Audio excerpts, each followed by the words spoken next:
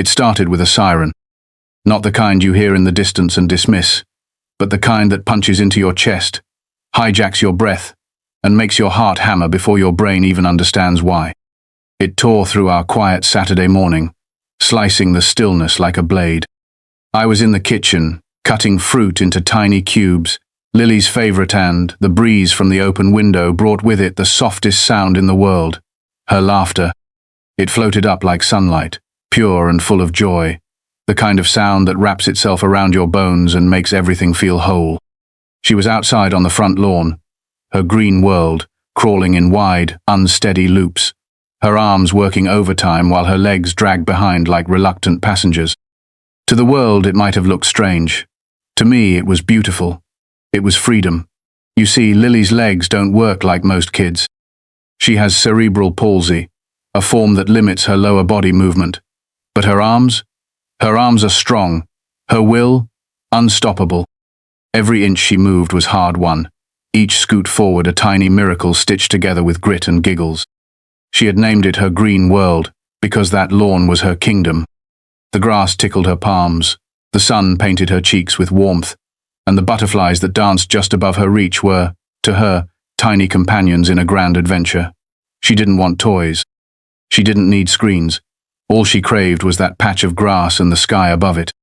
Every day she pushed herself a little further, one more inch, one more foot, one more stroke of her arms dragging her forward toward a freedom no one but her could truly understand. It wasn't just therapy. It wasn't just play. It was her version of flight. She was chasing strength. She was chasing herself. Then came the truck. White, boxy, and too official, it rolled up to the curb with slow, deliberate certainty. 2 officers stepped out, dressed in stiff khaki uniforms that looked out of place against the innocence of my front lawn. I stepped onto the porch, confused and cautious, unsure whether this was a mistake or some surreal mix-up. We hadn't called anyone. We hadn't done anything wrong. The taller officer's eyes skimmed past me, locking onto the lawn. His face flickered discomfort, embarrassment. I couldn't tell. The second officer, the one holding the clipboard, didn't meet my eyes when he spoke. "Ma'am," he said flatly, "we received a call from a neighbor about a stray animal, possibly injured, crawling across the property line." I blinked, the words tumbling into the hollow space where my breath used to be. Stray, injured, crawling. I followed their gaze, my stomach sinking like a stone into cold water. They weren't talking about a dog. They weren't looking for a raccoon or a coyote or a wounded possum. They were looking at my daughter. My 7-year-old child, in her blue cotton overalls and unicorn t-shirt, crawling across the grass with her fists clenched in effort and joy, giggling as she dragged herself toward the chalk bucket she'd left near the flower bed. My mouth went dry. I stepped forward instinctively, putting myself between them and Lily. "That's my child," I said, my voice shaking with disbelief. "She's not an animal. She's disabled. She's in therapy." The words landed like bricks in the air between us. For a moment, no one moved. The taller officer's cheeks flushed. The one with the clipboard cleared his throat, shifting awkwardly. "Ma'am, we're just responding to a call. We have to investigate." But I was already past listening. My mind was spinning, trying to grasp the reality that someone, one of my neighbors, someone who had seen Lily crawling across the grass day after day, had not seen her as a child striving towards strength, but as something less, something to be reported, something to be removed. My throat burned as I asked, "Who called this in?" But they wouldn't say. They didn't need to. I already knew. I had seen the glances. I had heard the comments whispered with a smile that never quite reached the eyes. "That's not appropriate for public view," she had said once. And now she had followed through. Animal control. For a child. For my child. As the officers walked across the grass to check that their absurd report had been mistaken, I rushed forward and scooped Lily into my arms. She squealed with surprise, still laughing, until she saw my face. "Did I do something bad?" she whispered, her tiny voice laced with confusion. "No, baby," I said, pressing her to my chest, shielding her from the stares. "You didn't do anything wrong. They did." From the moment Lily was born, the world had been warning us what she might never do. Doctors had spoken in cool, clinical tones, layering facts over hope like frost. "She may never walk," they said. "Her mobility will be limited. Prepare for lifelong physical therapy. I remember holding her then, so impossibly small, so warm and fierce and alive, and whispering into her newborn ear, "You'll move however you need to, baby. And we'll move with you." And that's exactly what we did. Our world rearranged itself around appointments and equipment, therapists and specialists, terms and timelines. She wore braces. She used walkers. She learned to scoot on her hips by the age of 3. By 5, she had invented her own crawl, a mix of upper body strength, balance, and stubborn joy. She called it her dragon crawl, because, as she put it, dragons don't care if they fly or crawl. They always get where they want. And for Lily, that patch of lawn was a kingdom. Every inch she conquered was a victory.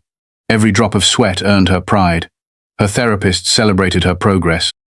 They told us, if she keeps this up, she'll be on a walker full-time by next year. Her crawl wasn't a spectacle. It was a path, a future, and more than that, it was her joy.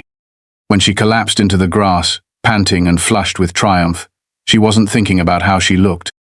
She was thinking about how much stronger her arms had gotten, how far she had gone, how maybe next time she'd reach the mailbox without stopping. Her dreams were simple, pure. A stretch of lawn, a piece of chalk, and the unshakable belief that she could get stronger. And some neighbor hiding behind their curtain saw all of that and decided it needed to be erased. Her name was Karen. The first time she came to our door, it was 3 days after we moved in. She stood on the porch with a tight smile stretched too wide across her face, clutching a potted plant like it was both a welcome and a warning. "We're all very close-knit here," she said, voice syrupy sweet. "We like things quiet, clean, and consistent." At the time, I thought it was just a quirky introduction, the kind of polite, but firm, neighborly line you forget after a few weeks.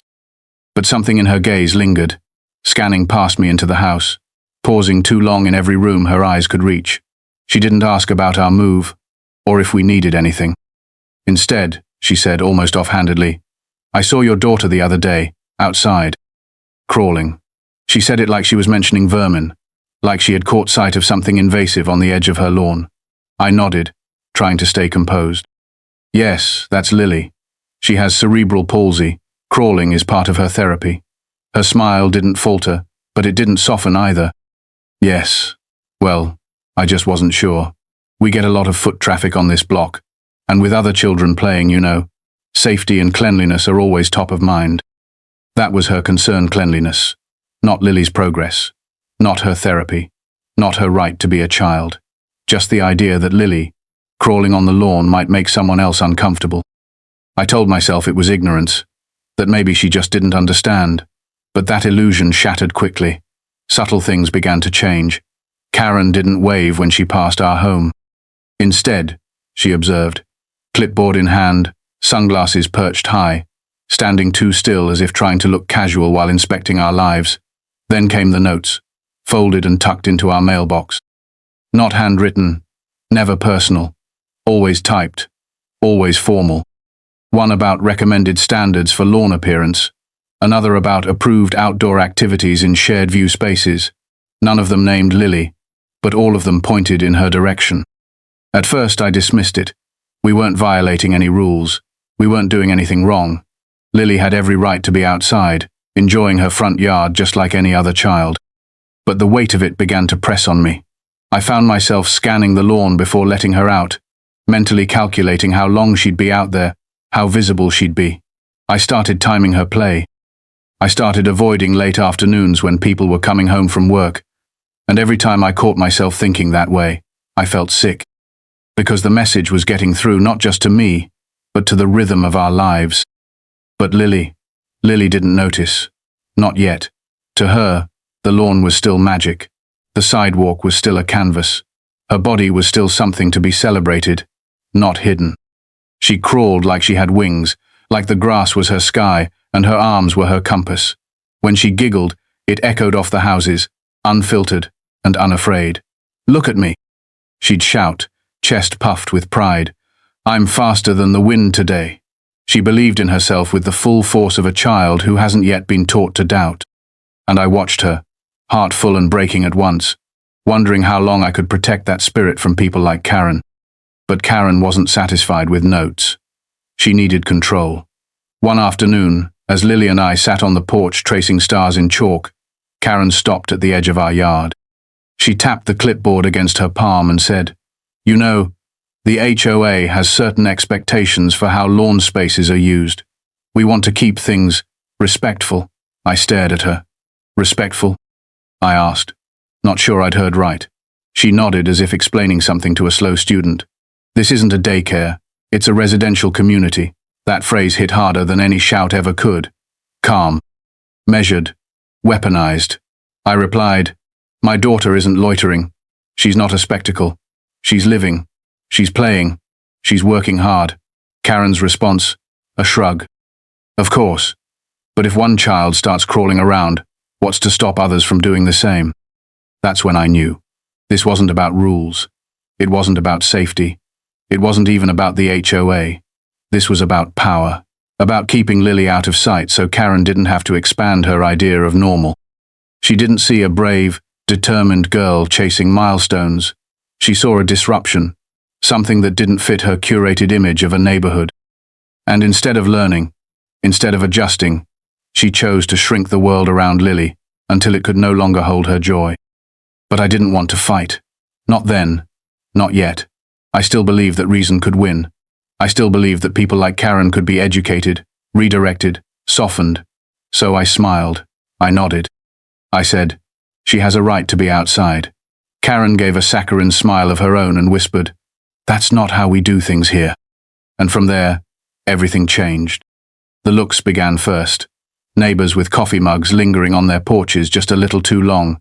Conversations that faded when we walked by. Doors that shut a few seconds faster than usual.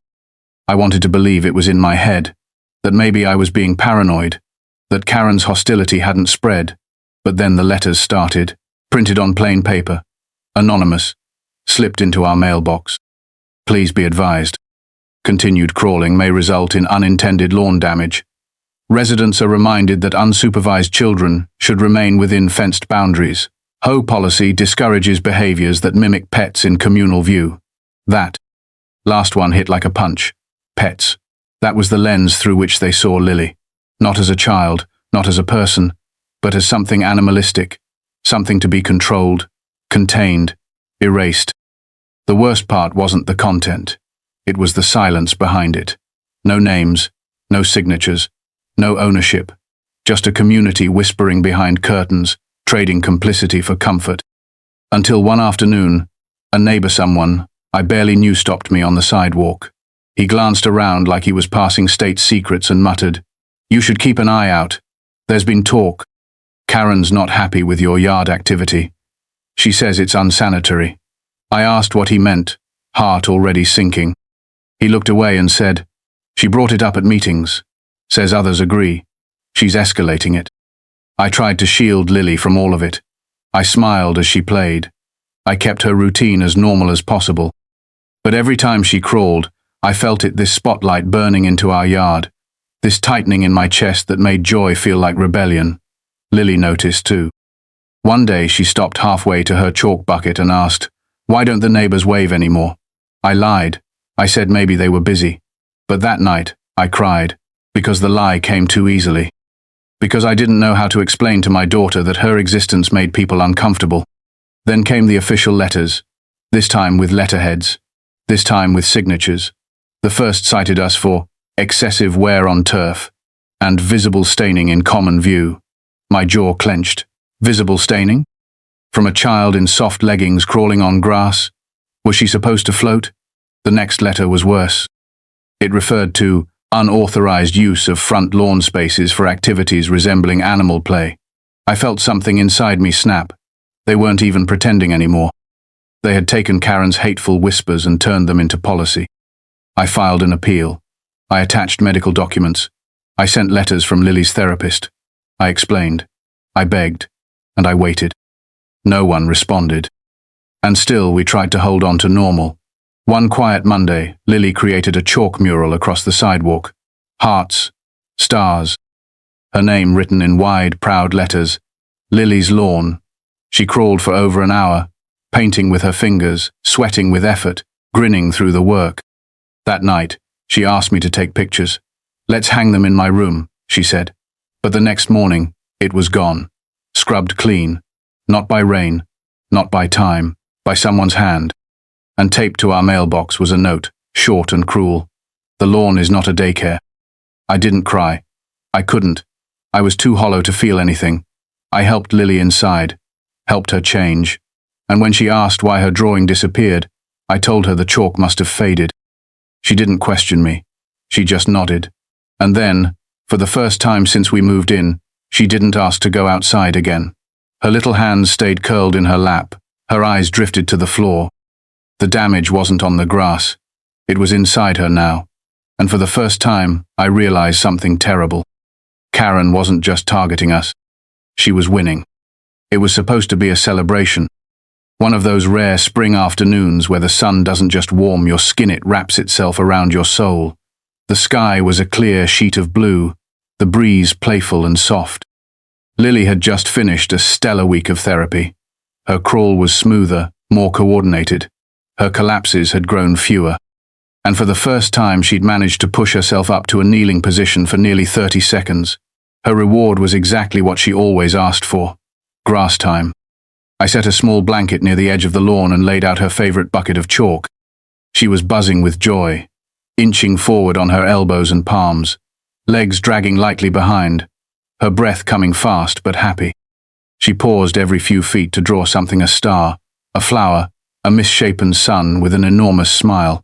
"Look at me go, Mommy," she called, her cheeks flushed, eyes gleaming. She was radiant, wrapped in that moment of freedom only children can summon. And I was right there with her, drinking in the pride, cheering her on, soaking in the kind of happiness that only comes when you see your child conquer something the world told her she never could. That's why I didn't hear the truck right away. It wasn't until I noticed the rhythm of her movement pause that I turned my head. That's when I heard it, the low crunch of tires over gravel, slow and deliberate. A large white municipal vehicle came to a stop in front of our house. Black block letters painted on the side read, "Animal Control." My stomach twisted, the air around me sharpening into knives. It couldn't be. Not again. Two officers stepped out, their brows furrowed, their expressions unreadable. One clutched a clipboard. The other scanned the lawn. My feet moved before I told them to. I rose slowly, blood pounding in my ears, trying to stay calm. "Can I help you?" I asked, but my voice was already thin, cracking. The officer holding the clipboard looked past me. His gaze landed directly on Lily, now frozen mid-crawl beside a crooked rainbow she had just finished drawing.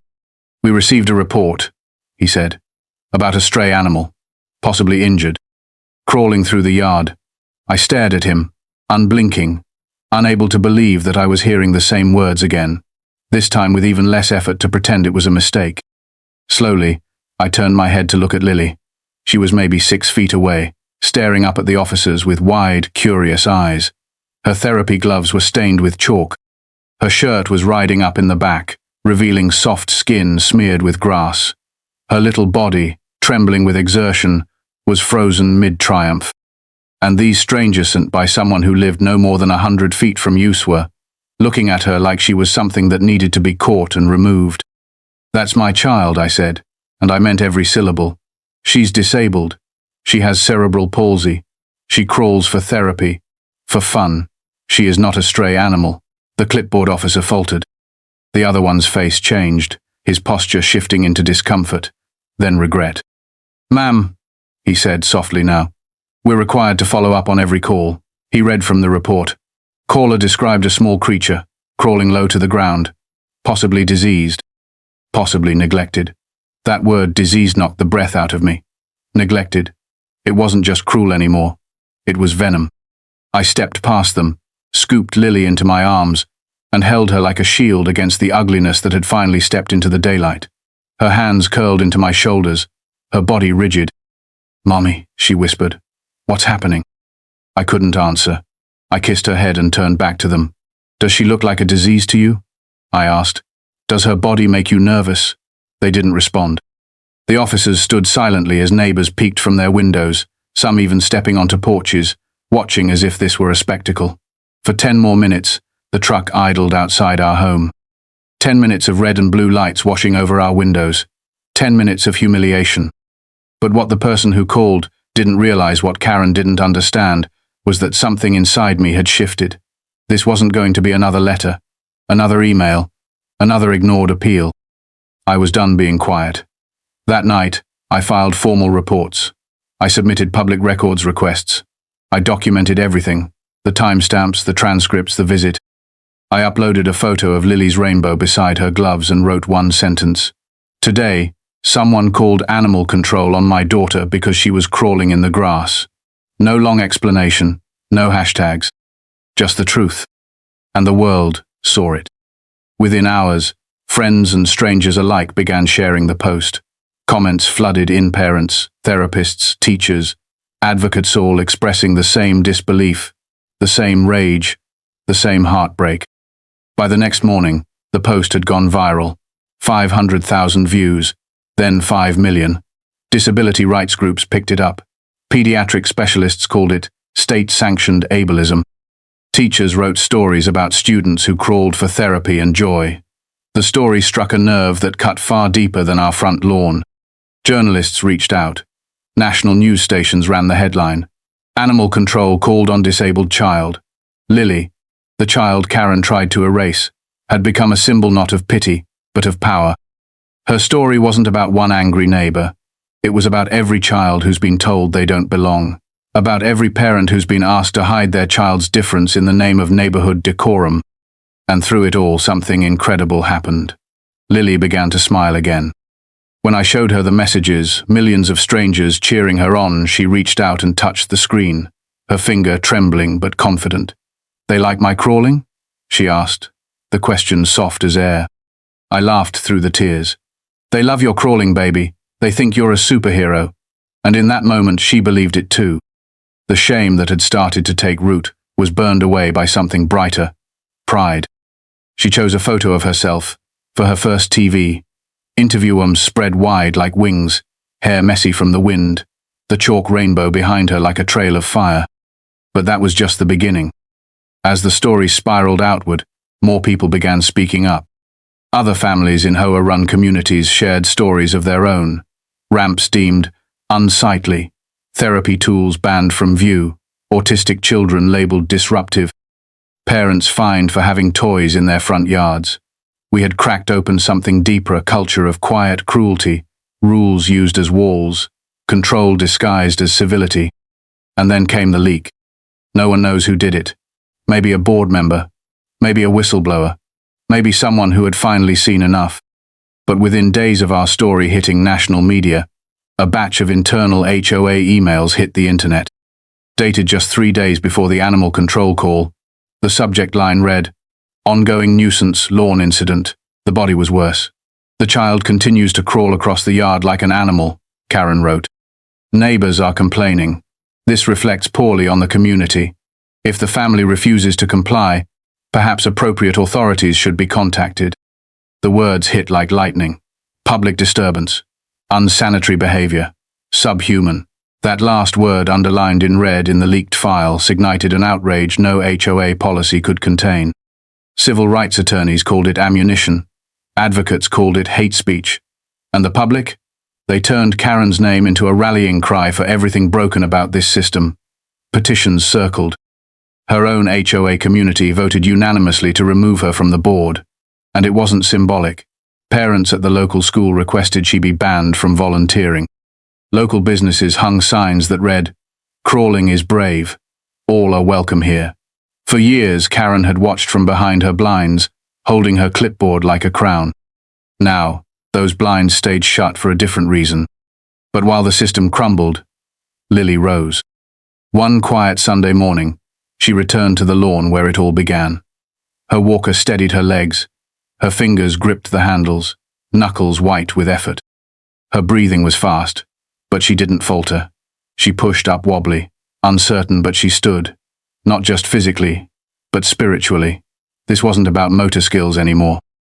This was about reclamation, about standing where someone once tried to make her feel small, and she wasn't alone.